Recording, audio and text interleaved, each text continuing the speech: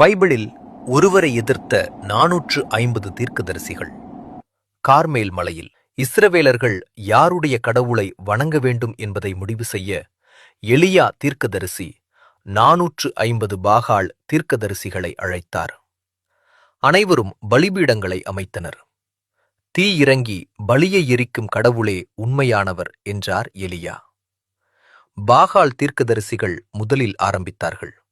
அவர்கள் கத்தினார்கள், ஆடினார்கள், உடலை கீறிக்கொண்டார்கள். ஆனால் பாகால் கேட்கவில்லை. பலிபீடத்தின் மீது தீ வரவில்லை. அடுத்தது எலியாவின் முறை. அவர் பலிபீடத்தைச் சுற்றி 3 முறை தண்ணீரால் நிரப்பச் சொன்னார். எல்லாம் நனைந்தது. பிறகு எலியா ஒரு சிறிய ஜெபம் செய்தார். கர்த்தாவே, உமது வல்லமையை இவர்களுக்கு காண்பியும். அடுத்த கணம் வானம் திறந்தது. ஒரு அனல் பறக்கும் தீ இறங்கியது.